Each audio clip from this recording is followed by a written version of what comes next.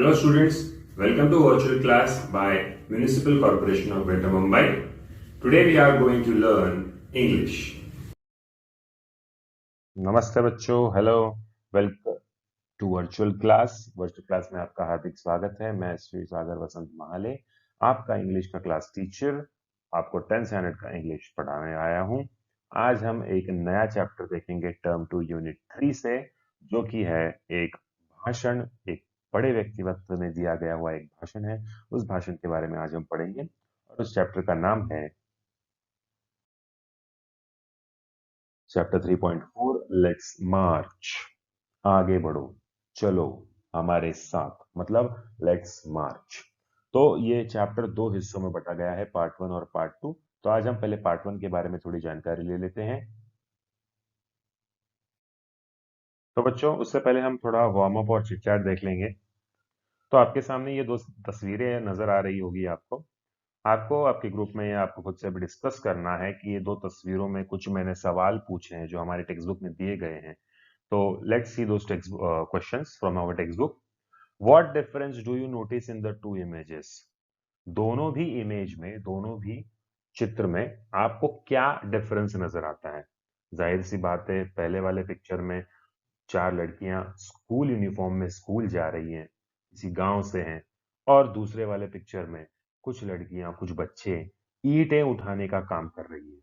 पहला दृश्य है राइट टू एजुकेशन, जो कि सही है, और दूसरा दृश्य है चाइल्ड लेबर, जो कि कानूनन अपराध है। दूसरा सवाल है, which of the two situation should change? पहली सिचुएशन ये चेंज होनी चाहिए, या दूसरी सिचुएशन जो दूसरे पिक्चर में आपको नजर आ रही है वो चेंज होनी चाहिए? जाहिर सी बात है, दूसरी सिचुएशन, जहाँ पे चाइल्ड लेबर, आपको चाइल्ड लेबर जैसा घिनौना अपराध सामने नजर आ रहा है। छोटे उम्र, छोटे बच्चे, उनके छोटे छोटे हाथ और छोटे छोटे पांव, ये सिर्फ लिखने पढ़ने के ही काम आने चाहिए, बोझा उठाने के, मेहनत मजदूरी करने के लिए नहीं। तो बच्चों, जाहिर सी बात है, दूसरे सवाल का जवाब यही है कि चाइल्ड लेबर वाला जो तस्वीर है वही हमारे भारत देश में आज बदलनी चाहिए। और पहली तस्वीर जो है वो भारत देश के, यहीं तक कि पूरी दुनिया के हर कोने में बस हमें ऊपर वाली तस्वीर ही नजर आनी चाहिए। तीसरा सवाल, how and when can the situation change? ये है बहुत गहरा सवाल। कब और कैसे सिचुएशन चेंज? कब और कैसे ये सिचुएशन चेंज होगी? जब हम हमारा टैक्स भरेंगे, हम अपने इलेक्शन के टाइम पे सही उम्मीदवार चुनेंगे जो कि अच्छा काम करे, इन बच्चों को ऐसी चाइल्ड लेबर की स्लेवरी से दूर रखें। हर बच्चों को, अगर हम एक अच्छा उम्मीदवार चुनते हैं हमारे एरिया से, तो उम्मीदवार चुनने के बाद वो सारे गरीबों को एजुकेशन देगा, खाना देगा, काम देगा, एम्प्लॉयमेंट देगा। ये सबसे पहला चीज है, इस तरह से हम कर सकते हैं। क्या आप बता सकते हो और कौन सी चीज है जिससे हम ये कर सकते हैं? हाँ, हम खुद भारतीय नागरिक होने का फर्ज निभा सकते हैं। संडे या किसी छुट्टी वाले दिन अनाथ आश्रम में जाके या ऐसी जगहों पर जाके उनके अंदर अवेयरनेस फैला सकते हैं, उनकी आंखें खोल सकते हैं कि आपको ऐसे नहीं करना चाहिए। जो मजबूरी से कर रहे हैं उनकी मजबूरी दूर करने की कोशिश कर सकते हैं। और जो जबरदस्ती बच्चों को काम पे लगवा लगवा रहा है, ऐसे सेठ को या ऐसे दलाल को हम पुलिस के हवाले कर सकते हैं। तब जाके सिचुएशन चेंज हो सकती है। How can you as a student contribute and help make a difference to the needy children? आप एक विद्यार्थी होकर इस काम में, इस अच्छे नेक काम में योगदान किस प्रकार दे सकते हैं? किस प्रकार इन जरूरतमंद बच्चों की आप मदद कर सकते हैं? ये सवाल आपके लिए है बच्चों। इसका जवाब आप ही देना और आप ही कमेंट में शायद लिख सकते हैं। बढ़ते हैं आगे। A good well organized speech contains the following characteristics and steps.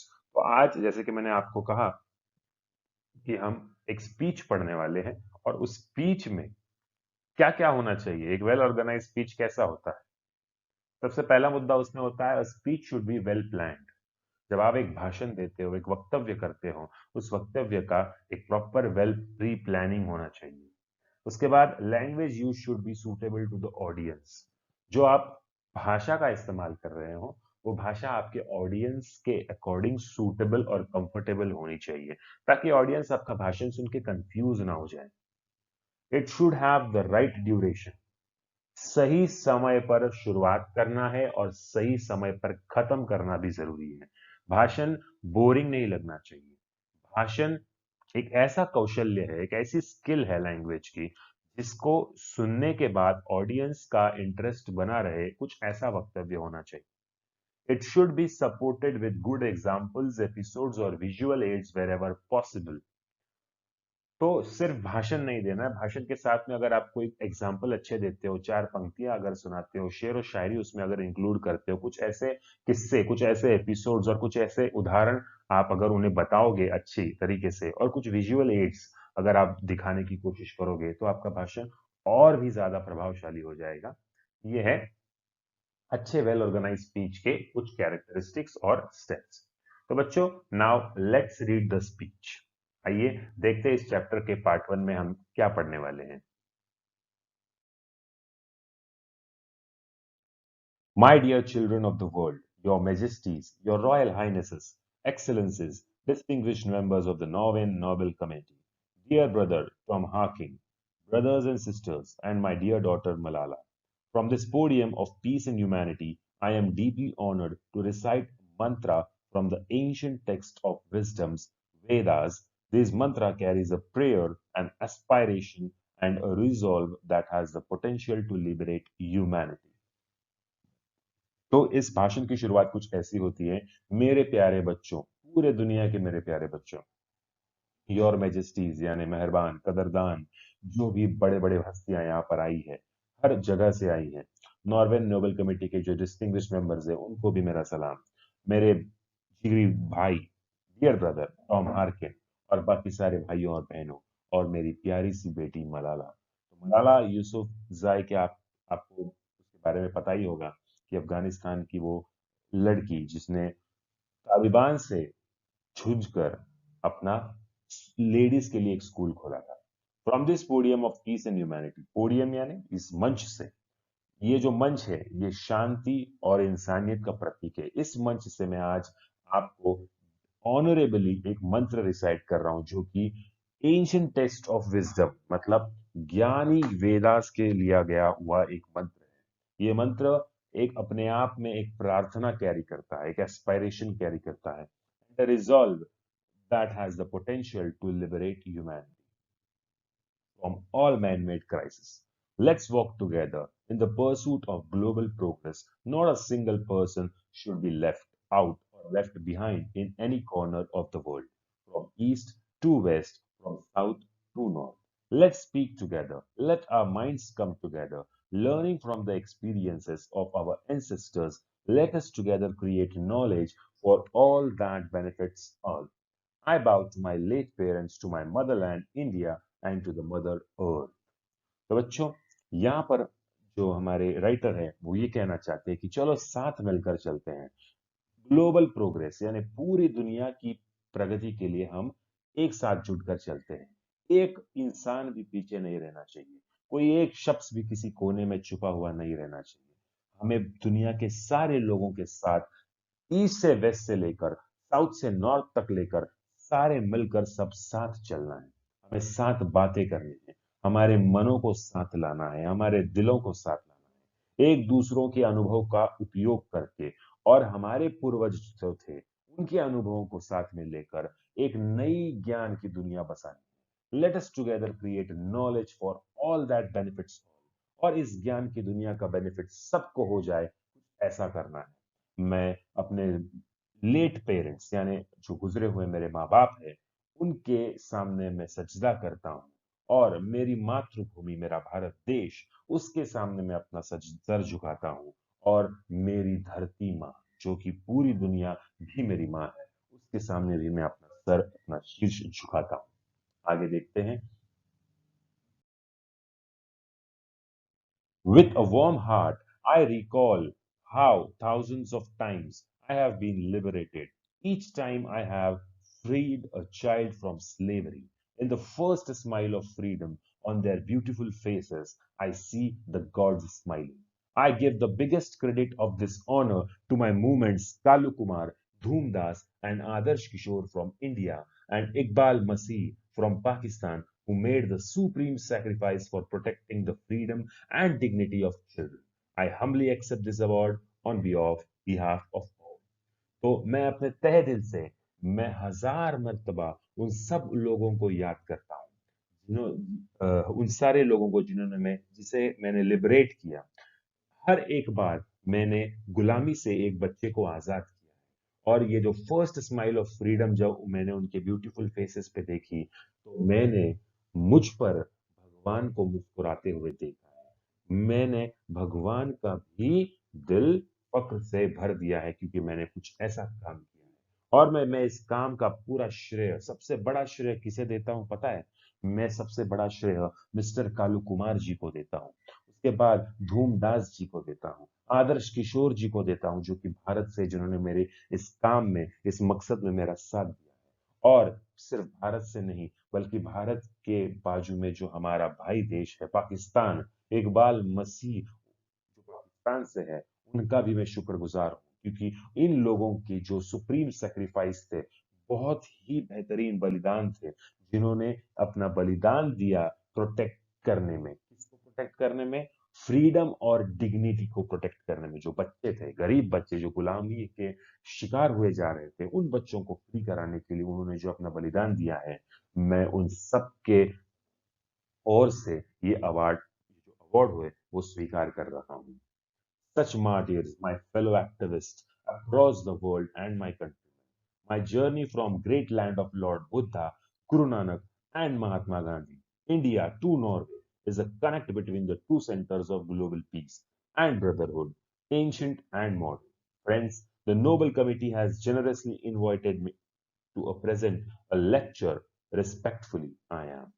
तो ऐसे शहीद, ऐसे मेरे एक्टिविस्ट, ऐसे मेरे कार्यकर्ता जो पूरे देश में नहीं बल्कि पूरे वर्ल्ड में फैले हुए हैं। मेरी जर्नी यानी मेरा सफर शुरू हुआ था हमारे भारत देश से जो कि लॉर्ड बुद्धा का देश है, गुरु नानक जी का देश है, महात्मा गांधी जी का देश है और इस देश से नॉर्वे तक जो मैंने एक सफर तय किया है is a connect between the two centres of global piece and brotherhood. तो नॉर्वे और भारत ये जो कि दो ऐसे देश है जहां पर ग्लोबल पीस और भाईचारा और पुरानी चीजें और मॉडर्न चीजें साथ में बसती हैं। मित्रों, ये जो नोबेल कमेटी ने आज मुझे जेनरसली यहाँ पर इनवाइट किया है लेक्चर देने के लिए, रिस्पेक्टफुली मैं ये लेक्चर दे रहा हूँ। आइए देखते हैं आगे लेक्चर में हमारे राइटर क्या कहते हैं। Unable to do that because I am representing here the sound of silence, the cry of innocence, and the face of invisibility. I represent millions of those children who are left behind, and that's why I have kept an empty chair here as a reminder. I have come here only to share the voices and dreams of our children because they are all our children. Gesture to everyone. I have looked into their frightened and exhausted. तो यहाँ पे लेखक महाशय ये कहते हैं कि जो नोबेल कमेटी ने मुझे इतने जेनरसली मुझे इनवाइट किया यहाँ पे एक लेक्चर देने के लिए, लेकिन मैं वो लेक्चर नहीं दे पाऊंगा। मैं यहाँ पर खुद मैं यहाँ पर नहीं आया हूं, मैं यहाँ पर किसी लोग के बिहाफ पे आया हूं। मैं यहाँ पर साइलेंस, शांति होती ना, तो मैं शांति की आवाज सुनाने आया हूं। मैं एक मासूम और बेकसूर की चीख सुनाने आया हूं। मैं आपको अदृश्यता का चेहरा दिखाने आया हूं। यही इंग्लिश में क्या कहेंगे? I am representing here the sound of silence, the cry of innocence and the face of invisibility. मैं यहाँ पर उन लाखों करोड़ों बच्चों की तरफ से आया हूं जो हमसे पीछे छूट गए हैं और इसीलिए मैंने ये खाली चेयर यहाँ पर रखी हुई है ताकि आप लोग को याद रहे कि यहाँ पर हम सब नहीं है, कोई तो पीछे रह चुका है। मैं यहाँ पर आया हूँ वो सारे आवाज, वो सारे सपने जो हमारे बच्चों के हैं उनको लेकर मैं यहाँ पर आया हूँ बिकॉज वो हम सबके बच्चे हैं।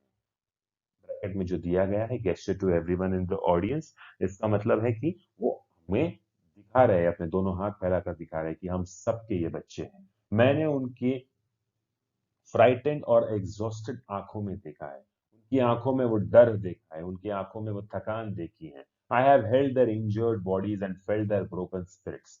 20 years ago, in the foothills of the Himalayas, I met a small, skinny child laborer. He asked me, is the world so poor that it cannot give me a toy and a book instead of forcing me to take a gun or a tool?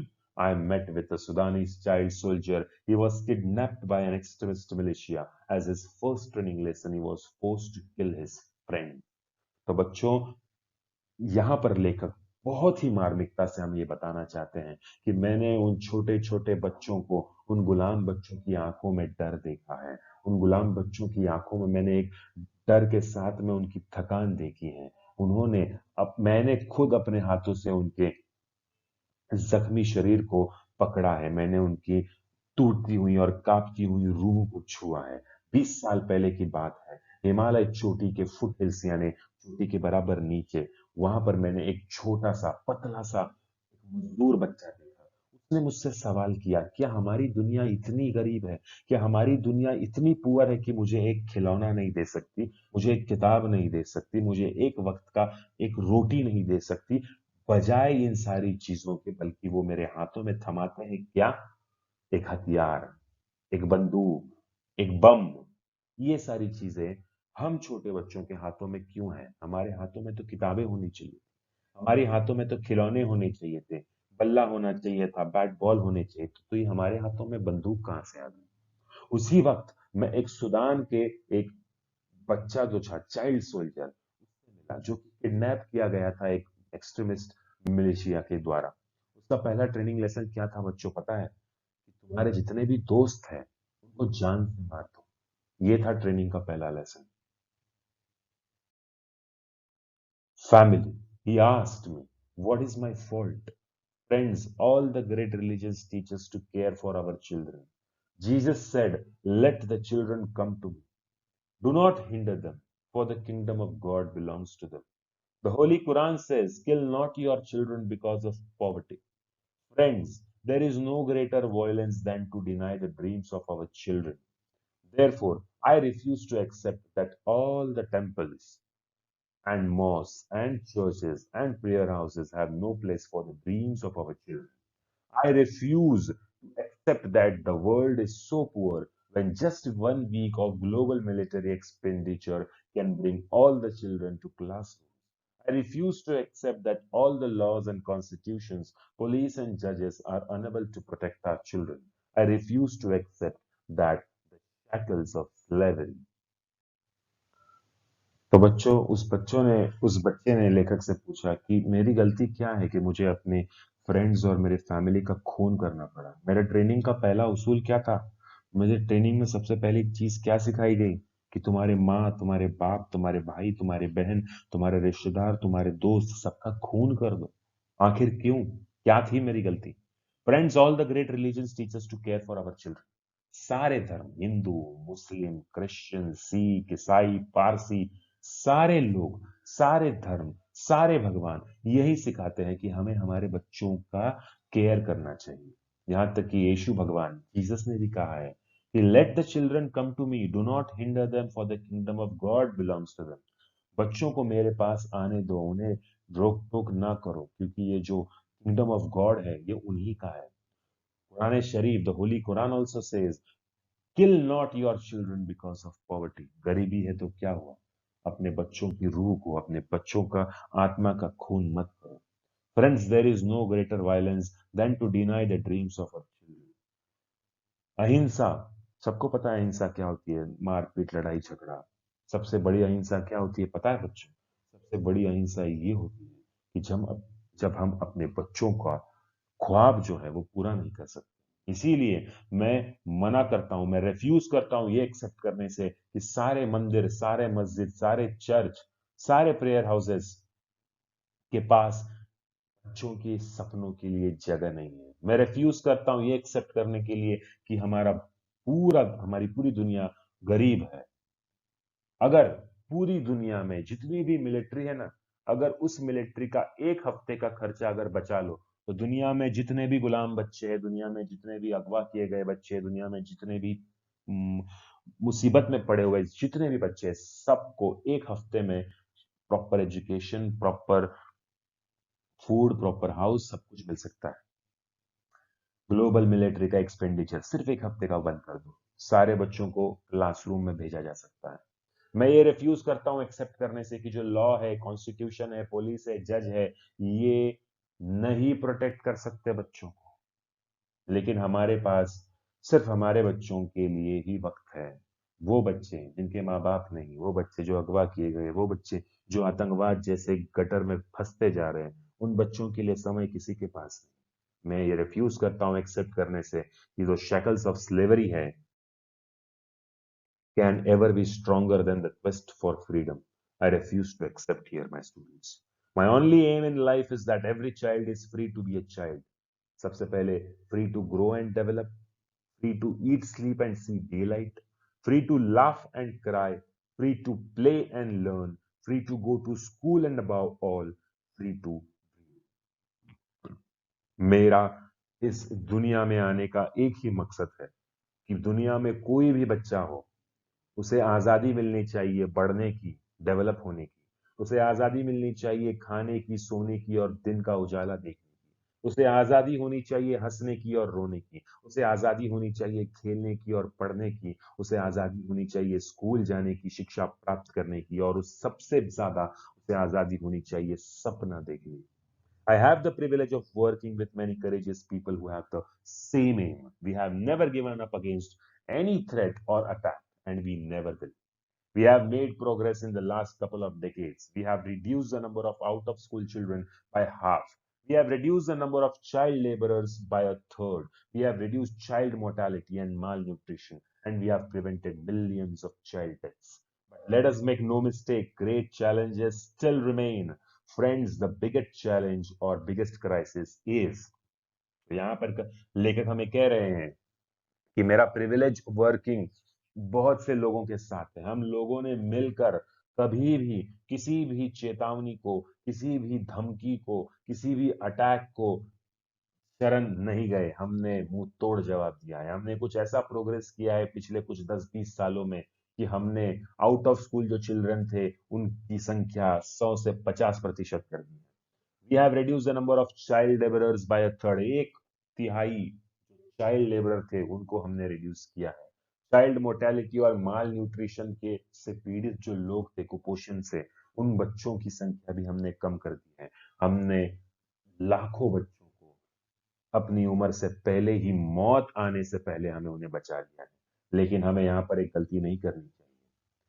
Challenges अब भी है friends, और सबसे बड़ी challenge क्या है पता है? Knocking on the doors of humankind is fear and intolerance. We have utterly failed our children in imparting an education that gives the meaning and objective of life, an education that gives a sense of global citizenship among the youth. I am afraid that the day is not very far away when the cumulative result of this failure will culminate in an unprecedented violence, and that will be suicidal for humankind. Rights, security, hope can only be restored through education. Young people like Malala, I have started calling her my daughter. Malala, not just Malala, so my daughter Malala, and other daughters including Kainat. In fact, two Kainats and Shazia and the daughters from Africa and from all over the world, they are rising up and choosing peace over violence, tolerance over extremism, and courage over fear. So हमारी सबसे बड़ी problem, सबसे बड़ी challenge क्या है पता है? हमारे इंसानियत के दरवाजे पे जो खटखटाहट हो रही है, और वो खटखटाहट कौन कर रहा है पता है? डर और असहिष्णुता, इंटॉलरेंस। डर और असहिष्णुता हमारे इंसानियत के दरवाजे पर खटखट कर रहे हैं। हम फेल हो गए हैं हमारे बच्चों को सही एजुकेशन देने में। एन एजुकेशन जो मीनिंग और ऑब्जेक्टिव, जिंदगी जीने का ऑब्जेक्टिव बताता है, और एक ऐसा एजुकेशन जो ग्लोबल सिटीजनशिप की एक सेंस निर्माण करता है हमारे नवीन जो नई पीढ़ी है उसके दिलों के अंदर। मुझे डर लगता है कि वो दिन दूर नहीं जब क्यूमुलेटिव रिजल्ट, ये जो फेलियर है इसका क्यूमुलेटिव रिजल्ट का कुछ इस प्रकार असर होगा कि पूरी ओर वायलेंस और हिंसा इस कदर फैल जाएगी कि इंसानियत को उस दिन खुदकुशी करनी पड़ेगी। हमारे अधिकार, हमारी सिक्योरिटी और हमारी उम्मीद सिर्फ एक ही चीज रिस्टोर कर सकता है, और वो है एजुकेशन, वो है शिक्षा। गरीब और नौजवान लड़कियां जैसे कि मलाला यूसुफजाई, जिसे मैं अपनी डॉटर कहना शुरू कर चुका हूं। बस वही नहीं बल्कि मेरी और डॉटर्स है, कायनात, 2 कायनात है और एक शाजिया नाम की डॉटर है जो कि अफ्रीका से है। इन्होंने इस देश को, बल्कि सिर्फ उनके देश को ही नहीं तो पूरी दुनिया को ये बात बता दी है कि वो अब डरने वाली नहीं है। वो हिंसा के खिलाफ डट कर खड़े रहने वाले हैं। वो हिंसा के खिलाफ शांति और अमन को चुनने वाले हैं। उनके पास वो सहन शक्ति है, उनके पास वो टैलेंट है, वो बहादुरी है, जिससे उन्होंने अपने बहादुरी का और टैलेंट का अच्छा एक उम्दा एग्जाम्पल हमारे सामने रखा हुआ है।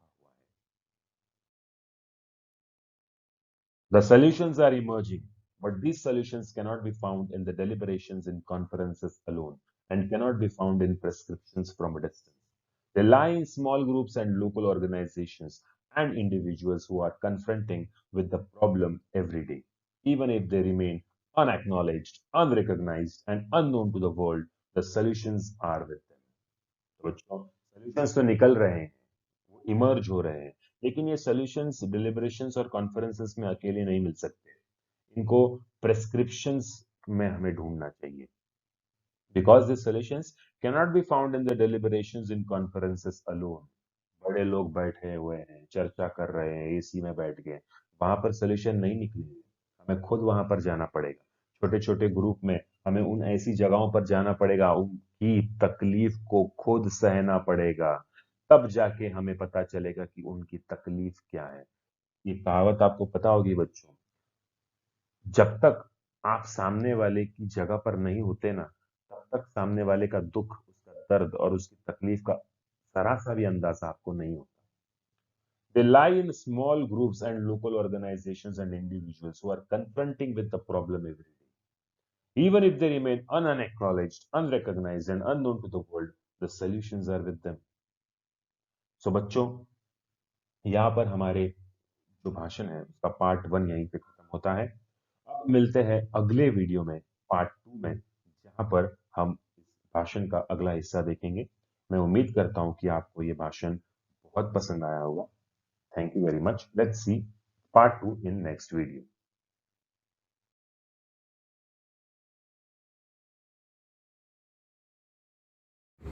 Thank you, students. This was our today's lecture. And don't forget to press the bell icon as well as the subscribe button for more interesting videos. Thank you very much.